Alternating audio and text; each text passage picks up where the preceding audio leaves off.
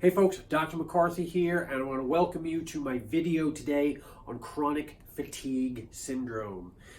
If you don't have chronic fatigue syndrome, you know someone who does.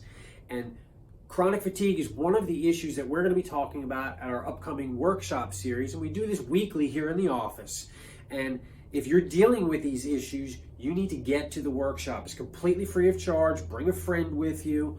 All we ask is that you register to get a seat. You have to RSVP. But what's really cool is whether you're watching this on YouTube or on Facebook, I'm going to put a quick RSVP link down here. You click that, brings you to the page, you fill it out, let me know you're coming, we save you a seat. We don't have a lot of seats here, so we don't want to overfill the office. But we want to make sure that we've got, a nice, small, intimate group so that we can answer all the questions that we need. If you stay to the end of this video, I'm going to give you some tips and tricks on what you need to do to help get better from your chronic fatigue. One of the things that we see are folks dealing with this dip in energy. First, you start in the morning, you don't bounce out of bed in the morning. I'm up at 5 a.m., jump right out of bed. Boom, let's go crush the day. Folks dealing with chronic fatigue typically don't feel that way. You could sleep for 10 hours, but you're still dragging when you get out of bed. Say you have a cup of coffee or a Mountain Dew, or you swing by and you get that, half gallon of iced tea with the sugar in it, and you pep up a little bit. And then 10 o'clock in the morning rolls around, you're starting to get tired again, so you slug down another coffee with 18 sugars in it. That's really good for you, right? And then you're on this vicious cycle, and the same thing happens. You go and eat lunch. You run over to your local sub shop and you eat something there and you feel good for a little while, but then 2 o'clock you crash and you're looking for something else to jolt you up again. And that's what we're talking about. And this is debilitating. There's no way to live your life. But what I'm here to tell you is that you can get off of this roller coaster if you follow the proper steps. That's what we go over at the workshop.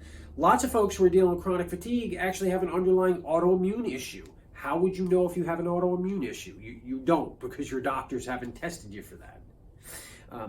They'll tell you, well, just go to the gym, get some exercise. You need some exercise. You need to de-stress. Well, how'd that work out for you? Who wants to go to the gym when you have no energy?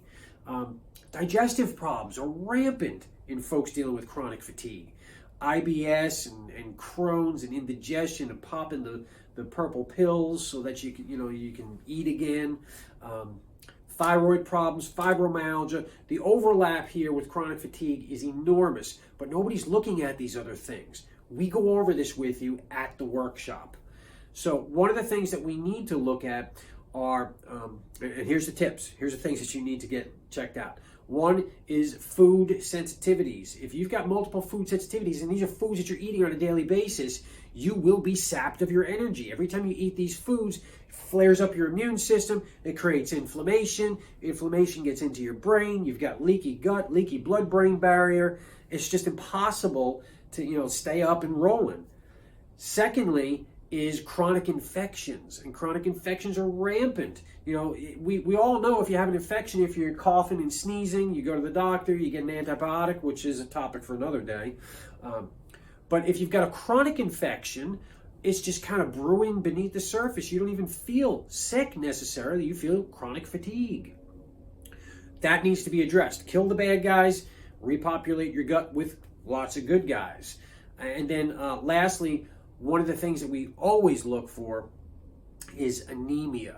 And there's multiple different kinds of anemia. Anemia just means that your red blood cells aren't doing a good job of carrying oxygen everywhere it needs to go. And oxygen is the fuel for all the cells in your body. The mitochondria, the little power plant inside your cell, sucks up the oxygen and creates ATP, energy. But if you can't carry enough oxygen, these little mitochondria are just sputtering. And if every mitochondria in your body is sputtering, how are you ever going to get well? That's why we're drinking coffee and chowing down the donuts, when the hot sign comes on. That's not your answer. You've got to fuel your body with the proper fuel. And that's the stuff that we go over with you at the workshop. So hopefully you found some value in this video.